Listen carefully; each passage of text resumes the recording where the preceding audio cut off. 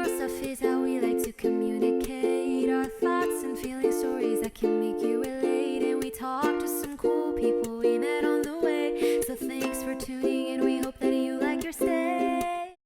Hi, I'm Mel. Hi, I'm Colton. And welcome to another episode of the Girl Stuff podcast. Today we're joined by the lovely Colton, but before I give an introduction about you, why don't you tell us about you and all that you do? Hi, my name is Colton Gobbo. I'm an actor and artist from Canada, and I once placed fourth in my elementary school 100-meter dash. Congrats! That's really all you gotta know. Okay, before we get into a little bit about acting, Hannah always makes this joke because she's Canadian and she can do that joke, and about the beautiful quarantine that happened in Canada. So my question is, what is one thing that you did during quarantine that otherwise you wouldn't have had the time to do? Ooh, that's a good question. I read a lot. Like reading definitely picked up for me. I've always been a big reader, but I've finally had a chance to sit down and not have the stress of anything else. But I guess that's not something that I wouldn't have done. Let's see. Uh, oh, I started working on my ASL a little more. I had a chance to do that as well, which was awesome. And I don't think I would have been able to do that if the world wasn't the way it was right now. Okay, then I gotta ask, do you have a favorite sign? A favorite sign? Um, I feel like I do, but I don't know how to. Um, so I actually just graduated from theater school, the George Brown Theater School in Toronto, and we did a show online called Love and Information, and we had a section um, about ASL more or less, um, and it was between myself and another actor. Her name is Maisie, and she knows BSL, which is British Sign Language, and there's a difference between the two. So we did a bit where we were running through signs with each other through Zoom, and she kept signing again, and I kept signing the thing that we were doing prior. So I just think the sign for again in BSL is is kind of funny. Yeah, I had like an ASL like course when I was working for a year at a elementary school. I don't know why Mm. we had the course, but it was just one day. And I knew a couple of signs because I watched Switch at Birth and then just went into this whole ASL like phase. So, Hey, I taught a friend of mine the sign for bullshit before we had the lesson, and she just randomly did it during our lesson, and the teacher just went, "Oh, I know that sign," and I was like, "Why did I have to teach her that one?" It was fun though. Okay, one more question about quarantine. Did you get to like into any shows or movies during quarantine? oh, oh, absolutely. I'm sure everyone has. Near the beginning, of course, I hopped on the Tiger King train. Absolutely. The Last Dance too. The Michael Jordan doc and the run of the Chicago Bulls. Um, yeah, got into Schitt's Creek, Invincible on Amazon Prime. Uh, uh, Man, there was a point in time where, for the first time in my life, there were like six shows on the go because that's all that we were doing, and I can't rhyme them off right now. But yeah, definitely had my fair share of binging. Okay, speaking of TV shows and movies, you were an actor, but you didn't get your start in like TV. You started in community theater. But what inspired you to begin acting in the first place?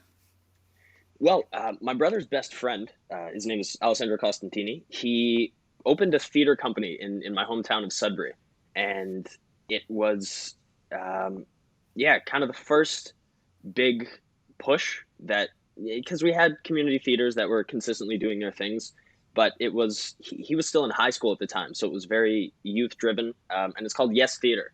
Um, yeah, and so when he was doing his very first show, like I said, he was my brother's best friend, and at that time, I was doing a lot of public speaking, mostly just in school. I'm not sure if you had it in school or if that's just a Canadian thing. But did you ever have to do speeches through elementary school? Not really. I'm also very like anxious, social anxiety, and introverted. So whenever we had to do any presentations, I was always the one who said like, "Can I just write it? I don't wanna talk."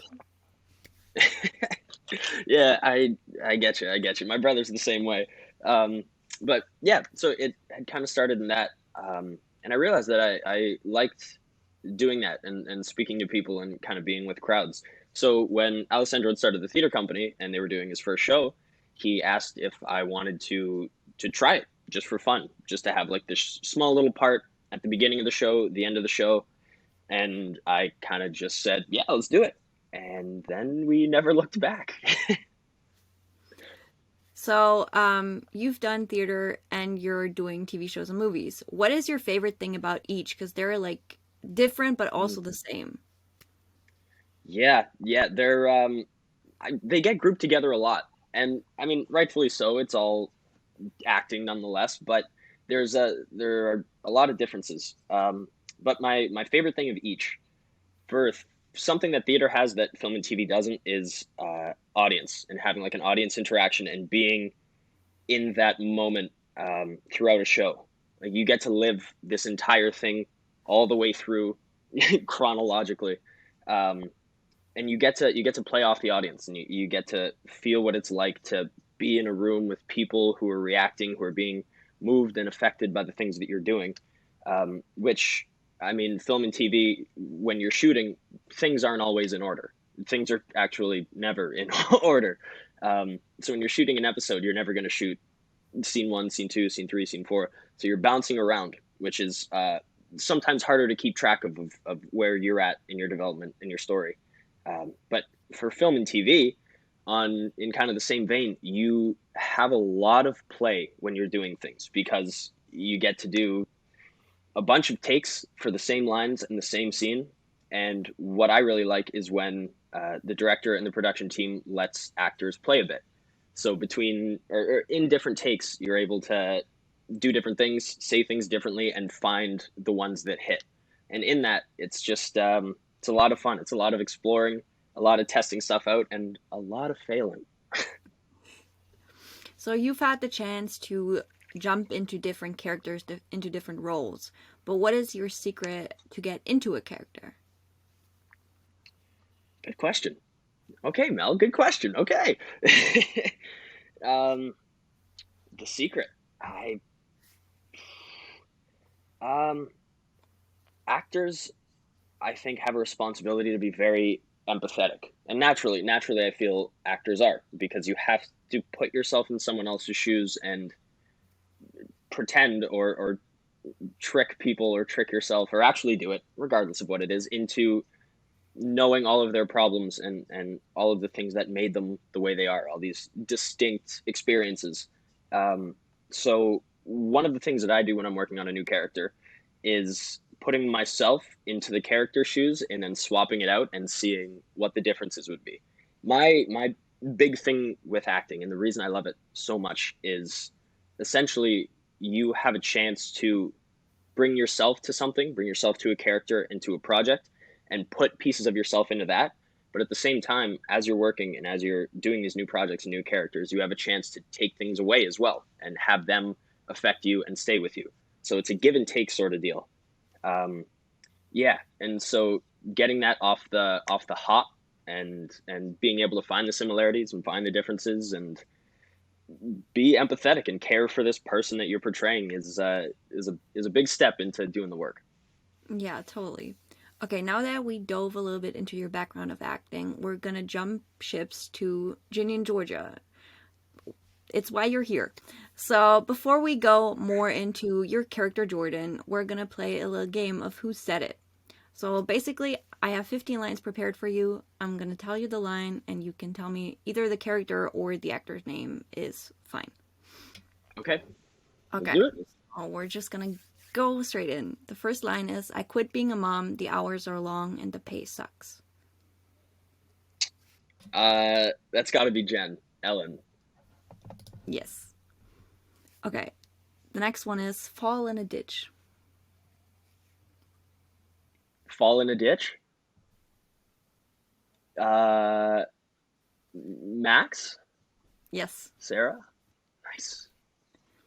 Okay. Next one is we're like the penguins. We can't fly, but maybe we can learn to swim. Oh, it's got to be either Georgia or Zion. I just don't know if it's young or old. Uh, is it Georgia? Yes. Come on now. This is it's Now gotten so much fifty-fifty better than I chance. thought. 50-50 chance. Is it young Georgia or old Georgia? Oh shoot. I thought I got away with this. 50-50 older Georgia, Brienne. It was Nikki. Oh shoot. Sorry, Nikki. Okay, the next one should be easy. No pants, no dare. That's me, isn't it? Yeah. Yeah, yeah. It's a fun line. It's a fun line. That was a fun scene too. Yeah. It's also like one of my favorites because you can just tell like how the characters are like such good friends because they play off each other. Hmm. Oh, amazing. We're doing our job. Yeah, and fun thing about that scene, Chelsea was braiding my hair in it, and that came about just because we were waiting around to shoot, and I asked Chelsea, I'm like, can you braid hair? And then we kind of just weaned our way into having it in. So it's just a fun little thing. It's a look. It's a look. It's a It's a look. statement. It's a Jordan statement for sure. Bringing it back in season 2. Bring it back. Okay. Braids for Jordan in season 2. Okay, the next line is she asked me for weed. She wasn't that friendly. Marcus, Felix. Yes. Okay. The next one is cool people don't say they're cool.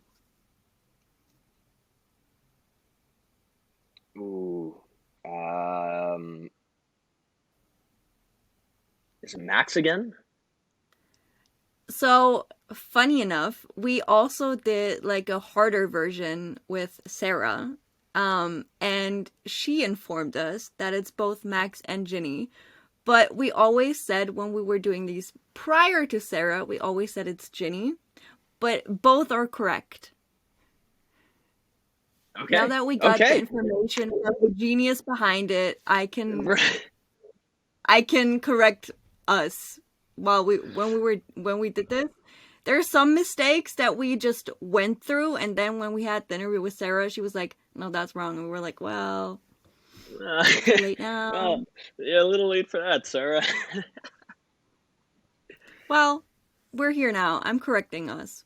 Okay, the next line is, "Your mom sort of scares me." um, is that Chelsea? Is that Nora? Um, uh, is it Abby? Um, It's a guy, as a hint. it's one of the boys. Oh, is it Mason? Yes. First try. Okay, the next one is, "That's such a bummer. There are no good gays here." Max.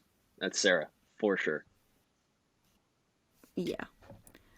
Okay, the next one is, "Through the lens is how the world makes sense to me."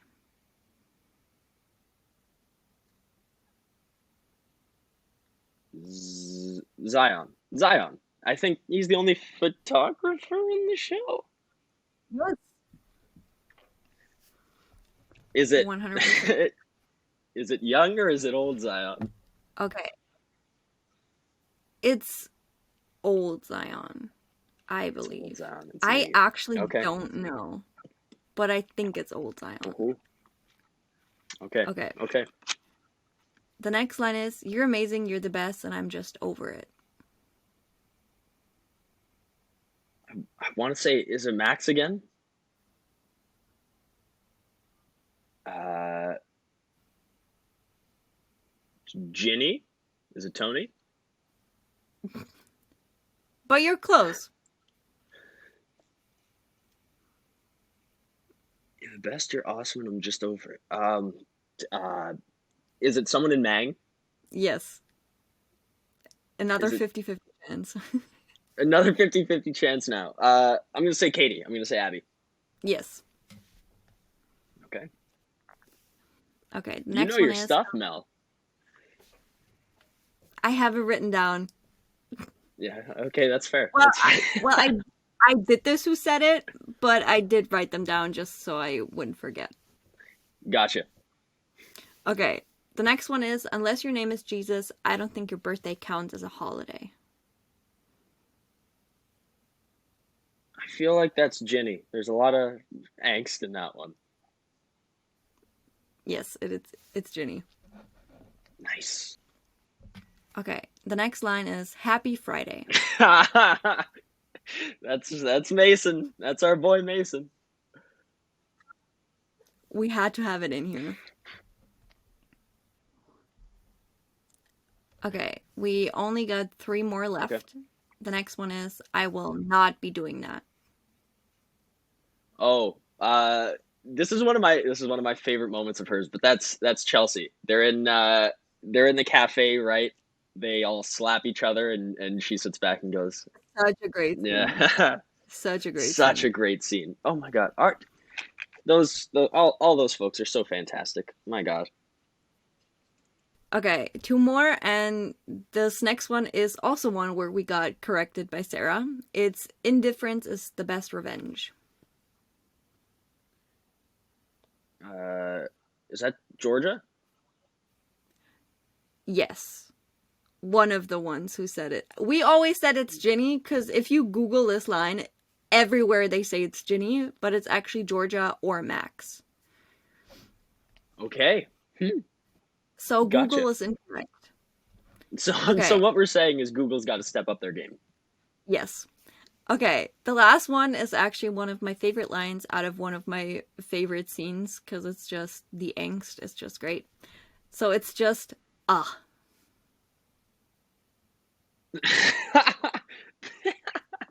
um.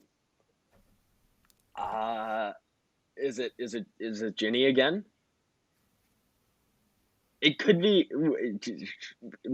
Oh, okay. I would guess Ginny, Max, Marcus, Yes. or Katie. Oh, it is. Is it? It's Felix. Yes. Uh, It's in episode 10 when Max is like, "We know you and Ginny have been sleeping together," and he just goes, "Ah." oh yes. Such, Okay. Got such you. a fun scene. Fun Okay, scene. now that we, Again, so fun. wonderful actors. So fun. Okay, now that we tiptoed around Ginny and Georgia, we're gonna dive right in. You are on the Netflix original Ginny and Georgia, and you play Jordan, who I always describe as the most unproblematic character next to Mr. Baker. But going back to the beginning of it all, how did you get the role, and what was the audition process like? Well, I had gone in for the first audition. Oh, this is way back in 2019. I wish I could tell you a month. I don't think I can. But I'd gone in for the first audition. Gone in, done my stuff. The sides were the scenes in the classroom about the thank my Sky Chef mom about the little bottles. That and teaching Ginny how to use a bong, which was really funny because I had walked in and kind of asked like, "So do you know how to use a bong?" I was like, "Oh, like maybe." But it was good. It was good. And then it was the callbacks. I think it was. I was waiting in the audition room, or in the waiting room rather. Sorry, and Damien, Press, was sitting across from me, and I had never met him at this point. And usually, waiting rooms and auditions are a very strange place because I feel like everyone has on such a like a kind front, but also there's a part of you that's like, oh, I hope I beat all of these people, which isn't healthy. So I'm glad I've moved away from that a bit. But this was way back when. So we were sitting there, and I didn't usually talk to people in the rooms. Like I was kind of sitting by myself and just going over the lines in my head, making sure I wasn't going to miss anything. But for some reason, that day, Damien and I struck up a conversation, and he was in for callbacks as well. And afterwards, he was like, "Let's exchange social media information, and let me know if you end up booking it. I'll let you know if I end up booking it." I was like, "Oh, okay, sick. This is awesome." And then, lo and behold, a couple weeks later, we both messaged each other and we're like, "Hey, we booked it. We got it." So that was a really cool part of the audition, and that's a really memorable moment. But other than that, it was just good old getting in the room and trying your darndest. And I mean, it worked. It worked. It worked. It all worked out. Okay, now that the show has been out for a while, what is your favorite episode from a viewer's point? Oh, from a viewer's point, um, I really like episode 10. Love episode 10, just with the show happening and all of the cuts to Ginny and Max on the side stage, and then just the entirety of that last hallway scene is immense, and they're all so incredible, and the damn cliffhanger. um, so episode 10 is definitely up there from a viewer standpoint. And now, from an actor standpoint, what's your favorite episode? From an actor standpoint, I'm solid in this one. Halloween, boo bitch. That was boo bitch. That was definitely my favorite to film, um, because yeah, it was a party all the way through. We all got these sweet costumes. Mang had the Britney looks. Tyson was 11. Damien was Black Mirror, and I was Jim from The Office, Three Hole Punch Jim. Which I tried. I tried so hard to kind of sneak some kind of direct to camera glance, like The Office, a John Krasinski look. Didn't didn't happen, but it was worth a shot. Yeah, You but tried. actually, we tried, and that's all we can go for. Um, yeah, the beer pong scene, which they call Beirut in New England, I guess. What Sarah Lampert and Deb Fisher told us. But it was scripted originally. One of the teams was supposed to win, and then we started playing, and everything just kind of got thrown to the wind, and we actually played with water, obviously, but actually just played tiny flips or tiny sips, tiny flips, and ran with whoever ended up winning in the take. So that was a really cool one. I've heard that story like a couple times now. I think Have you? Oh, but it's fun seeing like the different points of view from that day. yeah, Um, yeah. Hey, I I think uh, always I got a think everyone had bit of fun. information more. Okay.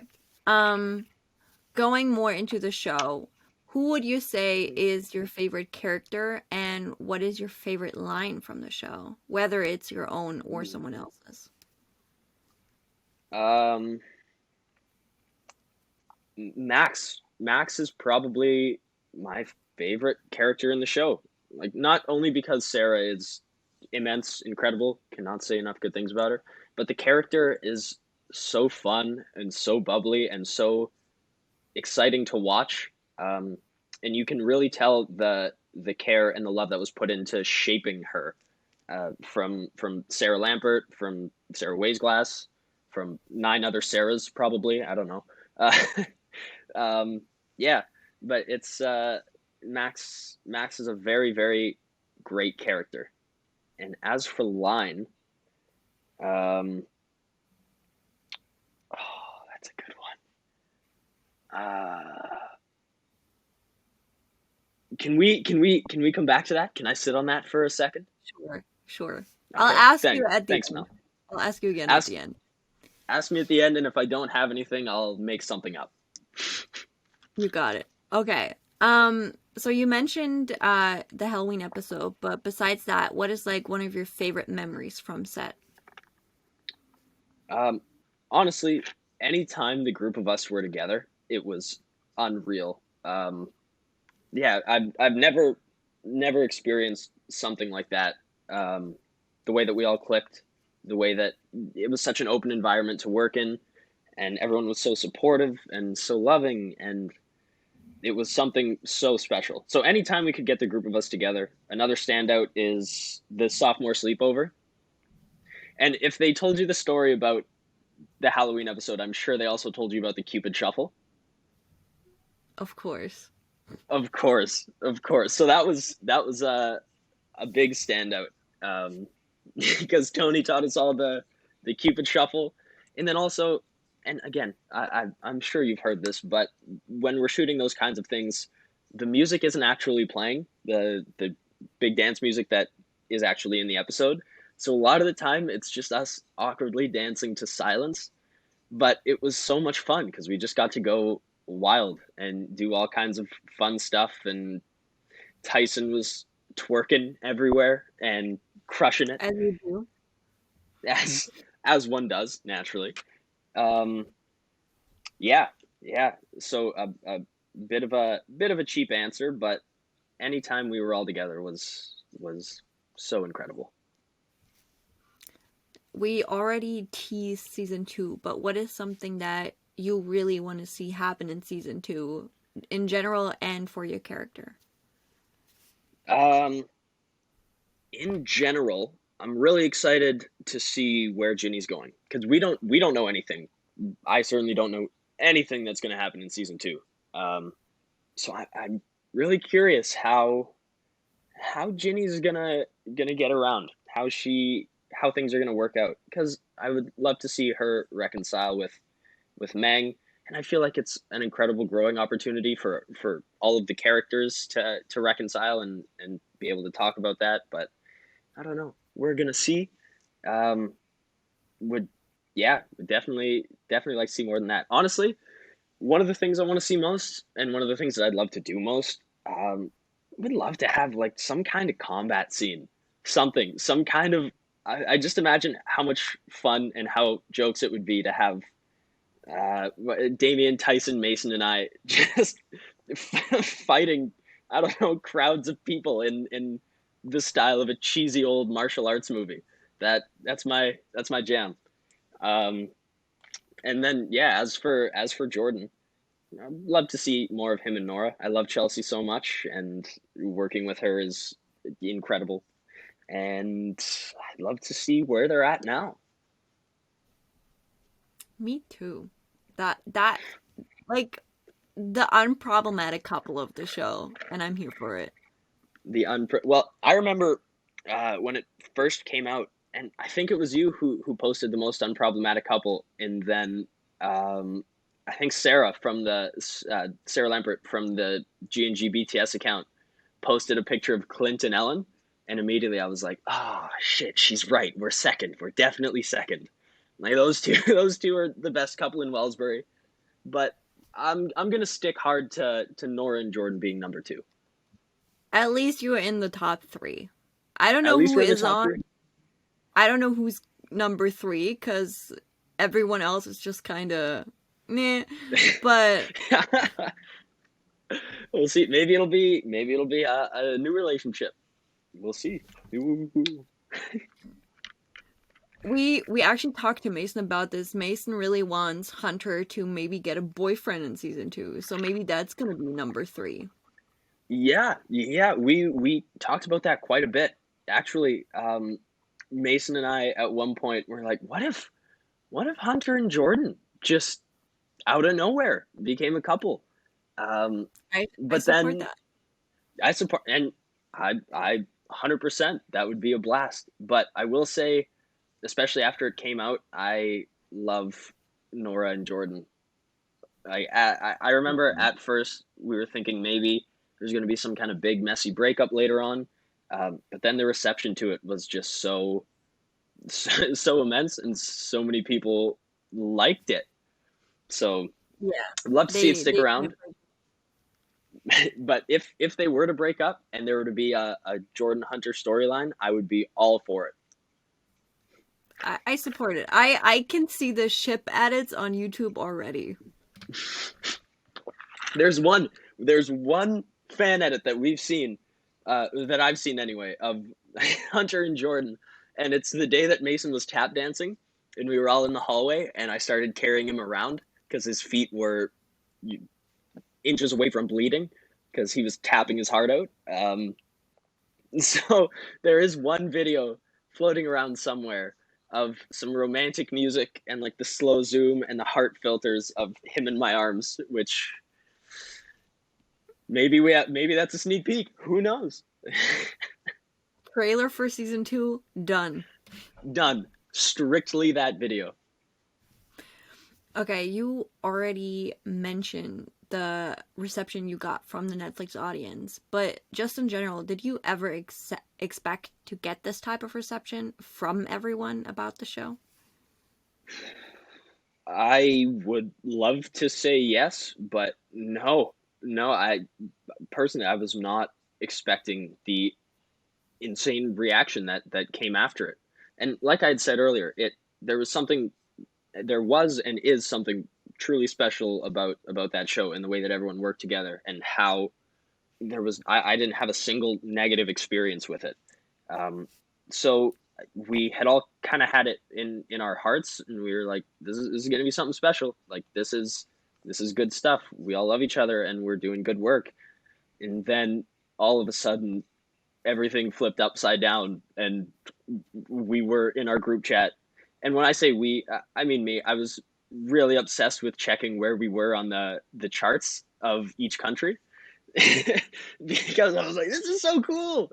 Um, so I got a little bit crazy with that, but yeah, it was not expected, but so fulfilling to have that, and to see so many people supporting and resonating with so many of the things that are tackled, and even just simply enjoying it and being entertained by it is also huge. So very tremendously grateful for everyone letting me be a part of it, and for the fans and the audience to react in the way they did. Yeah, and I mean, I watched the show the day it came out twice, actually. Um, Twice. I get a little obsessive with shows, so in like the first like what 72 hours, I watch a show, I don't know, like 5 times or something.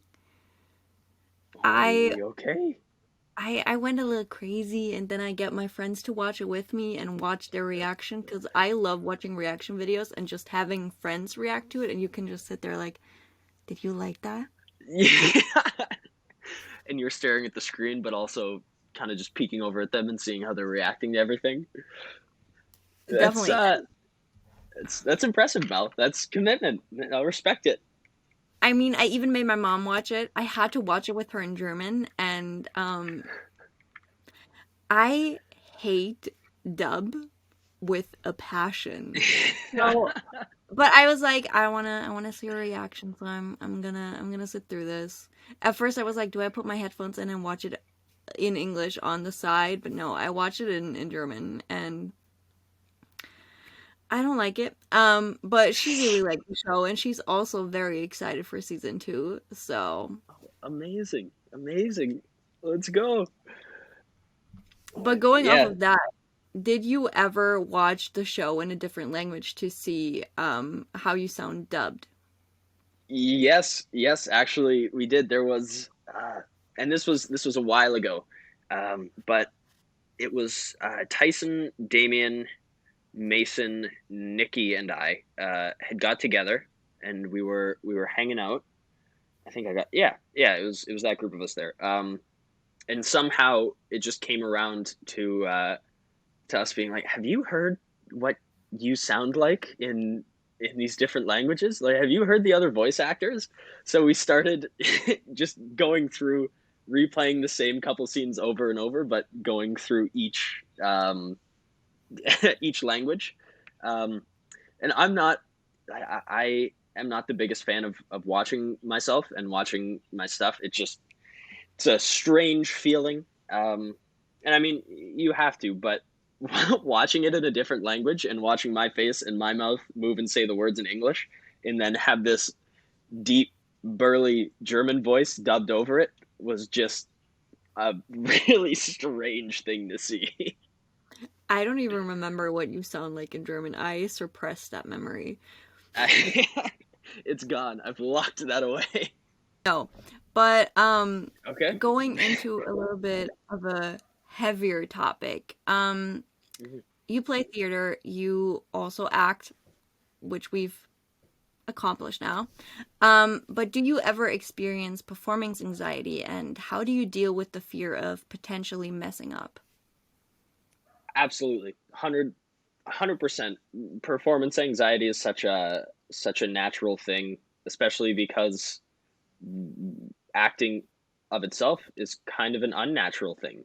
Like fully pretending to be someone else and being, in some cases, entirely vulnerable to who knows how many people. In theater, you have a house of people, um, like a couple hundred people who are there in that moment with you. And then for film and TV, the thought is always there that you're doing this for who knows how many people, like in total, let alone when it comes out, but even years after, if people are still watching it, it's immortalized. So that can definitely be a bit frightening.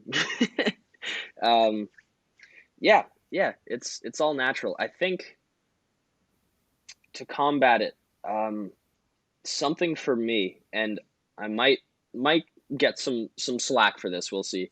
But it's important to remember that what we're doing is having fun and telling stories and essentially playing pretend.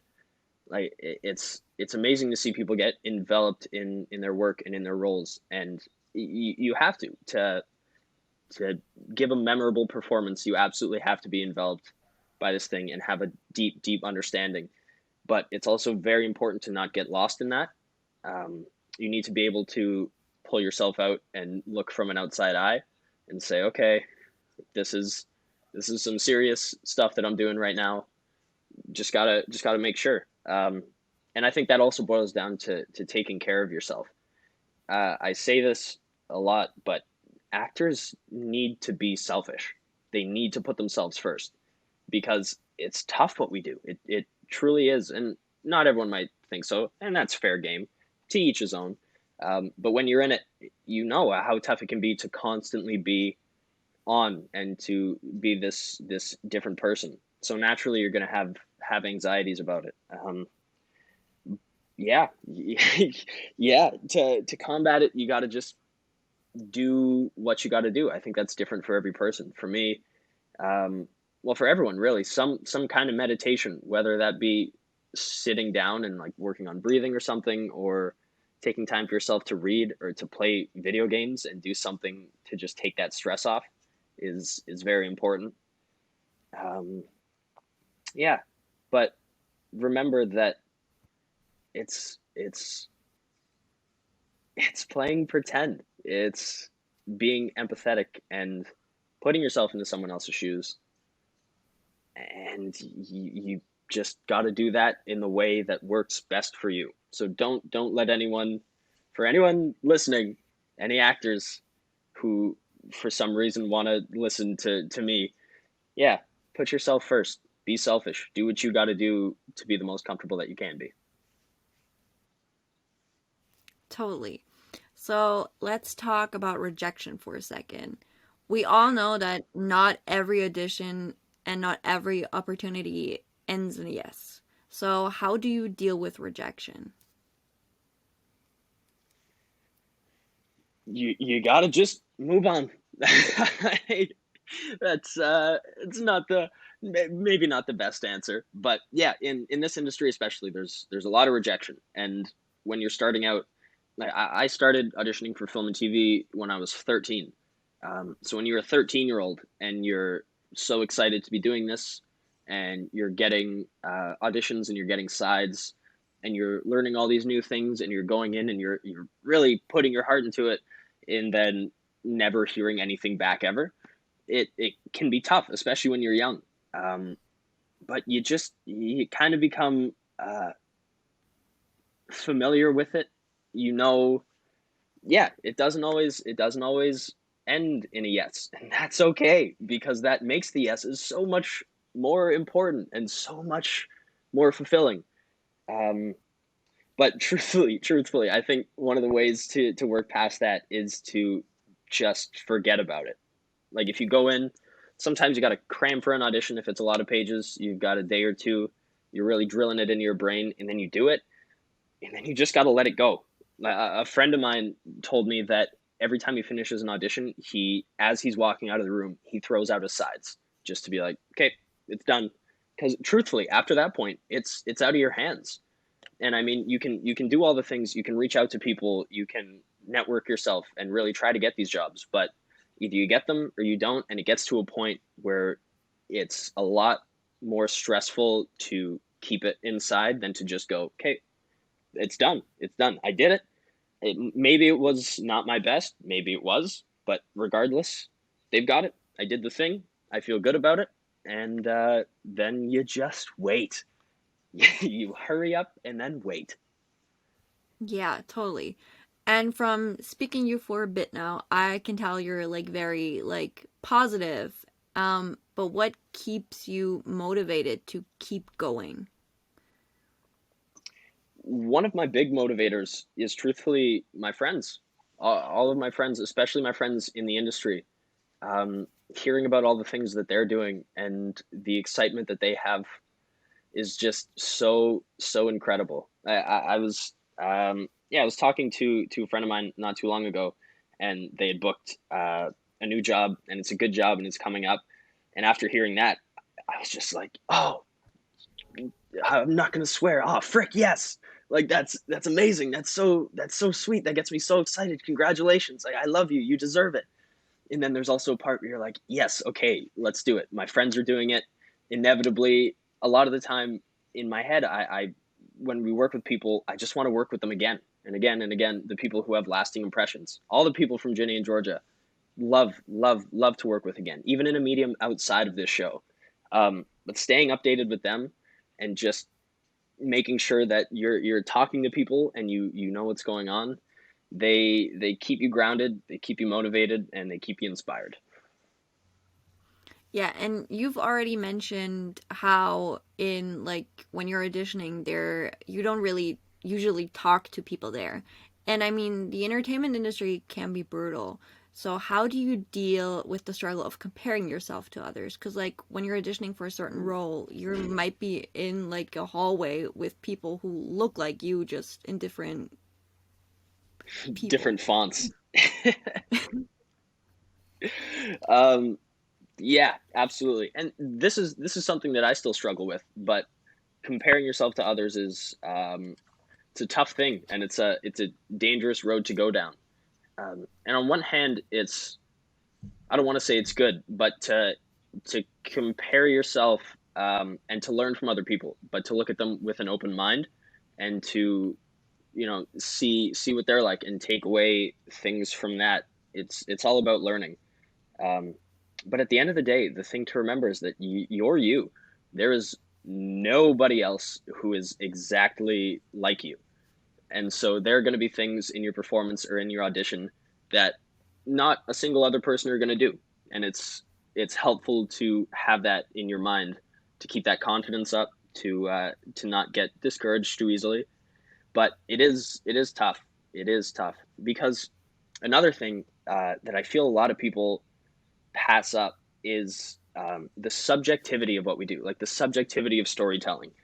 No two people are going to be affected by a piece of work in the exact same way. Like, truthfully, they might both feel the same thing or get in their feels in the same way, but they're not going to be in the exact same position. They don't have the exact same experiences that led them to thinking like this or to feeling like this.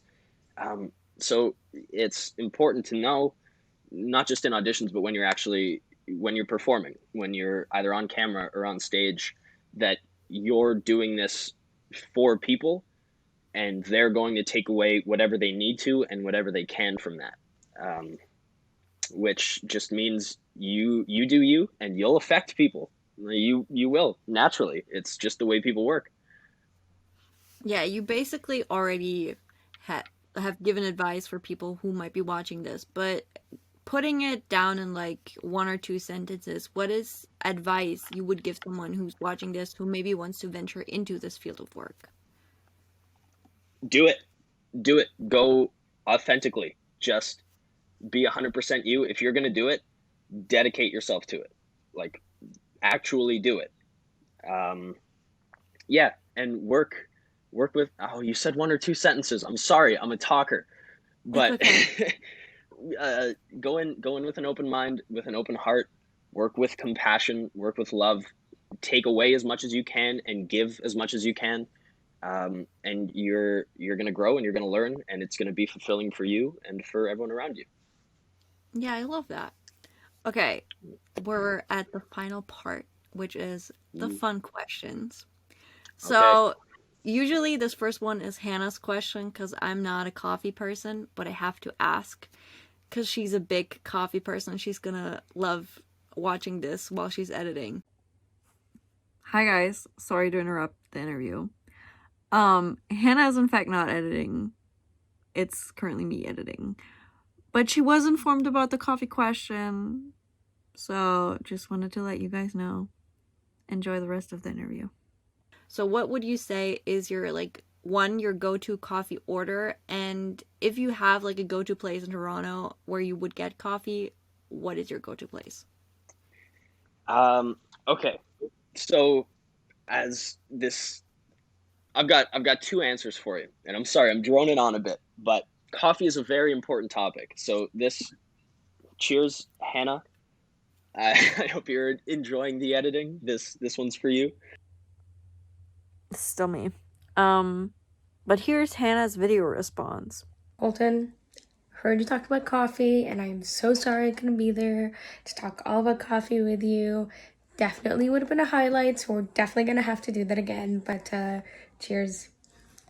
Um, there is so I just graduated theater school, like I had mentioned. What's today? Sunday. So actually, last Saturday I graduated. Yeah, Saturday night, and then Sunday morning I was on a plane to St. John's, Newfoundland, and that's where I am now. So it's been a bit of a blur. But through the 3 years of school, um, the journey from wherever I was living to school always had a Tim Hortons that was on the way, and not out of the way, not on a side street, literally always on the street that I needed to be on. So I gotta say, repping proud Canadian. Tim's, I love Tim's. I am committed to Tim's. I've given so much money to Tim's. But if I were to pick somewhere a bit more exciting, there is a coffee shop, and it's particularly in the distillery district for any Toronto people listening. And it's called Balzac's Coffee, and it was right outside my school. So on our breaks, that would be the go-to coffee spot.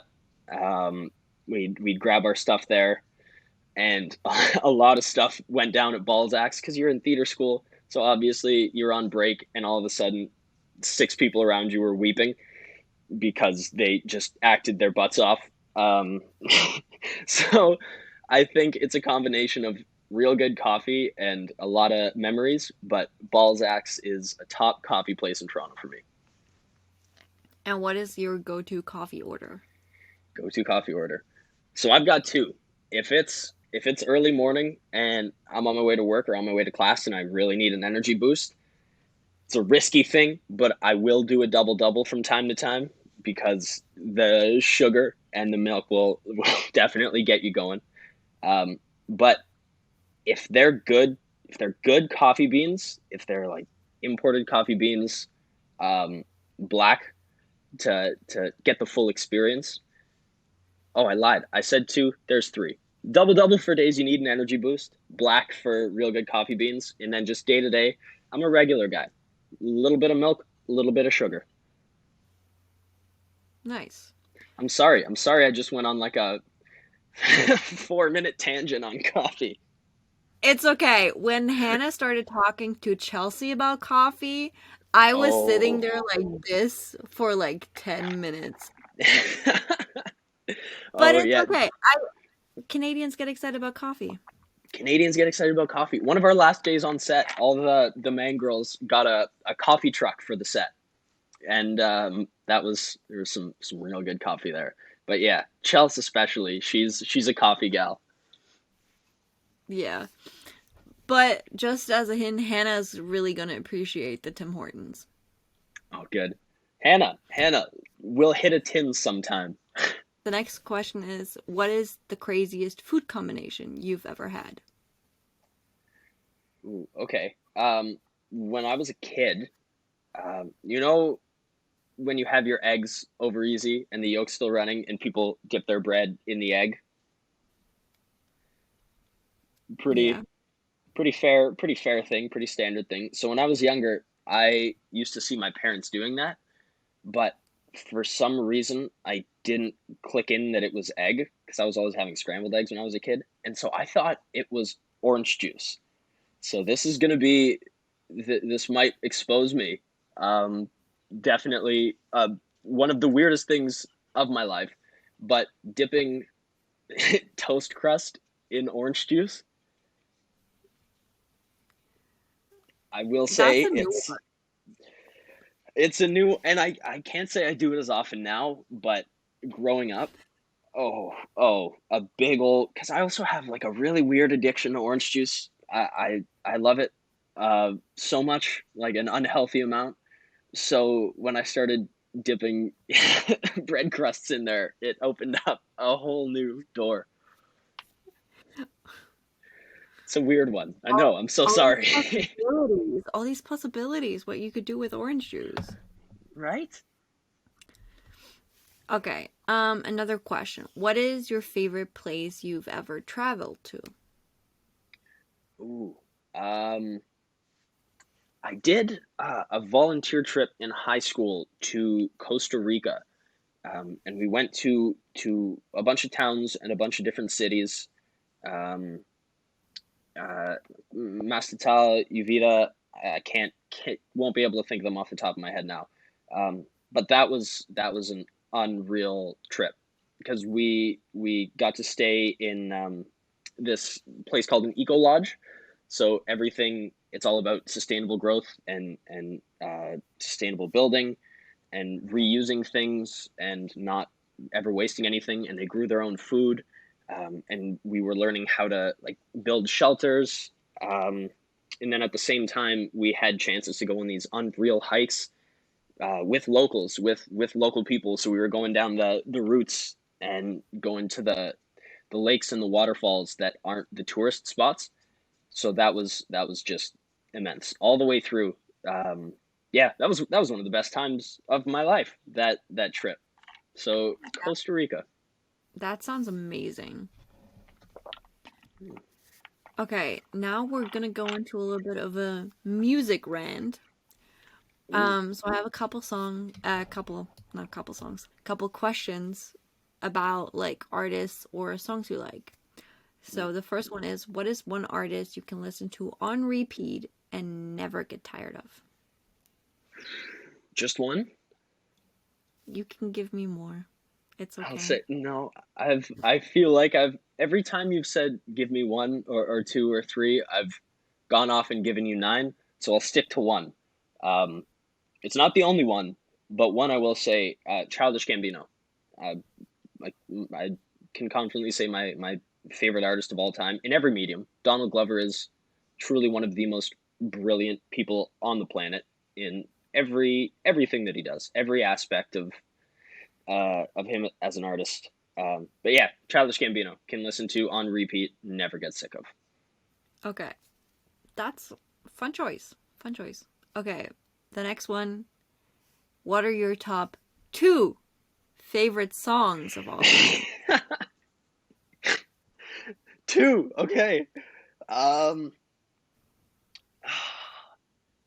Okay. I can't say definitively the top 2, but can I give 2 that are somewhere in the top section? Yes. You could Okay. also Okay. pull up Spotify or Apple Music if you need to. Maybe I will. Maybe I will. But I know these 2 songs are like they've consistently been 2 of my most listened to songs for a lot of years. And they're both kind of in the same vein, but it's "Sitting on the Dock of the Bay" by Otis Redding. Okay. And it's a classic. "Ain't No Sunshine" by Bill Withers is never fails. It's never a Solid, skip when it comes up on shuffle. solid choice. The first one, Yeah, I thank you. don't know, but the second one, solid choice. Oh, Mal, I would recommend. Right, you got to give it a listen after this. It's such it's so good. It's so just like chill and amazing and makes you feel some type of way. So would recommend "Sitting on the Dock of Okay. the Bay," Otis Redding. Okay. The last song question is, if you had to pick a song to play every single time you enter a room to sort of introduce you as your like theme song sort of thing, which song would it be and why? For some reason, the first song that came to my head was "Temperature" by Sean Paul. Um, that would be. Oh, I'm sorry. I'm sorry. For some reason, that's so funny. Imagine walking into a room and do you know the song I'm talking about, "Temperature"? I don't actually. Oh my gosh. Let me just play it for you real quick. You might Okay. recognize it.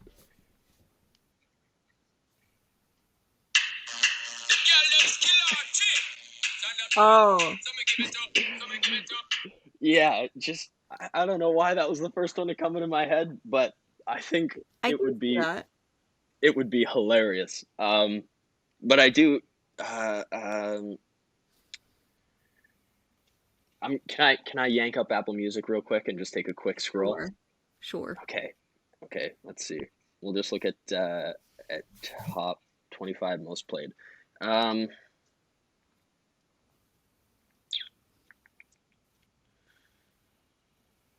ooh. Okay. Okay. I feel confident in this one. I think it would be 14 400 Minutes by Chance the Rapper.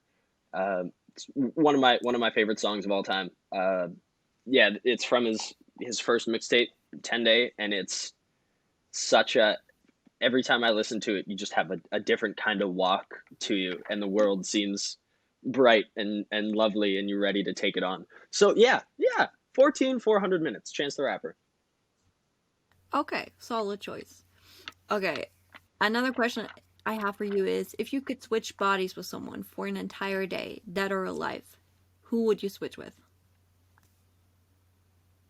Probably Tyson. Just just Tyson, just for fun. Any Um, particular reason? no, no, just I'll give you a real answer, but just Tyson. Um, who would who would you switch bodies with if you had the chance? Oh, I had an answer for this because someone else pointed the question back at us, but right now, I'm not sure. Maybe my dog, because I could just lay around and don't have to work. Ooh, that's a good one. That's a really good one. Dog, I would love to switch. Do you switch minds too? Do you know that you're No, you, or are you like just Freaky Friday. oh like Freaky Friday? Okay, so you're. Do you have any of their memories? Like, do you know, or is it just your mind in a different body? I'd say like full Freaky Friday, just body switch. Just okay. Um, Meryl Streep, maybe switch bodies with Meryl Nice. Streep and just live as Meryl Streep for a day. The Queen. Nice. I love that. Okay, another question I have for you. If you could choose a person to let you punch you in the face, who would it be? If I could choose a person to Have punch me in the someone. face, Yes. it this is uh, um, who would it be? Do you, this is such a strange question, Mel. This takes the cake today. Um, I have never thought about this in my life, but probably if it were no holds barred and just someone gets a free pop to the noggin. I don't know. There's probably a list of people who would like to. Like I'm sure my parents wouldn't mind just giving me a knock. No, I'm kidding. I'm kidding. They're fantastic. Probably Mel, I'm stumped.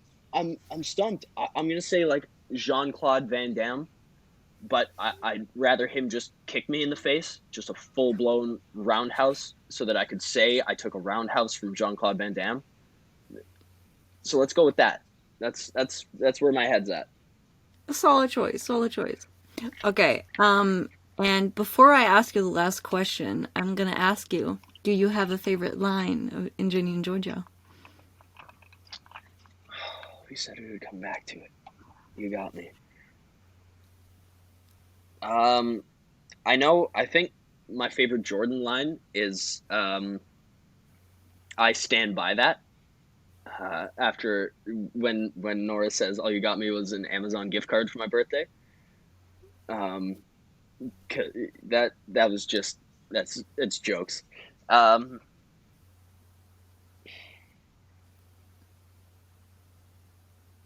You know what? Truthfully, all of the Penguin lines, I didn't realize how much I really love them, because so penguins are my favorite animal, and they have been since I was a kid. So reading the scripts and hearing about all the penguin things, and we can't fly, but it's really it's beautiful. It's beautiful. So I'm gonna say the penguin lines. Really, anything about Georgia and Zion being penguins with each other.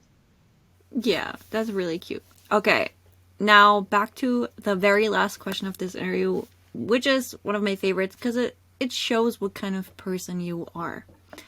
What is the most useless talent that you have?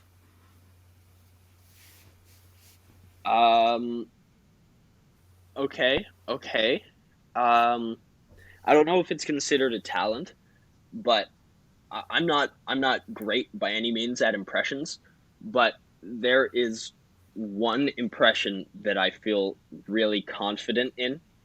Have you seen Big Mouth? No. No. Okay, so Big Mouth is an animated show that's on Netflix with John Mulaney and Nick Kroll.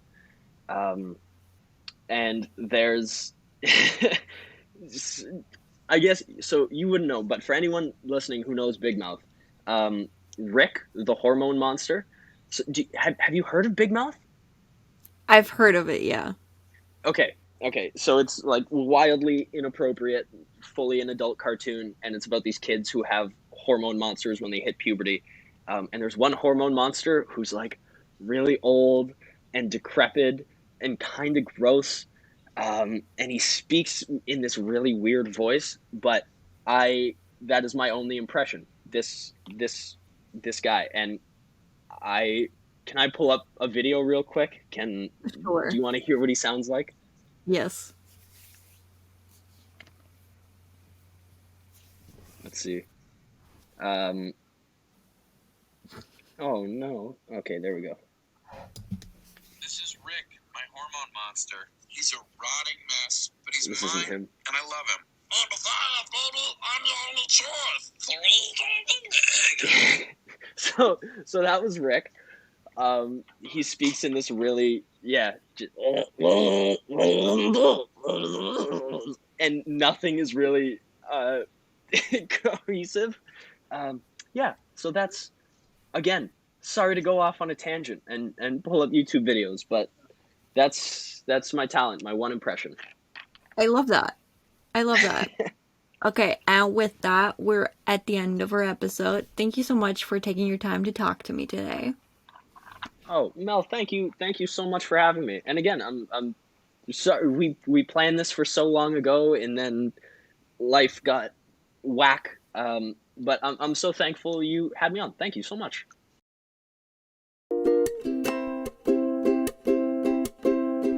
And that's girl stuff.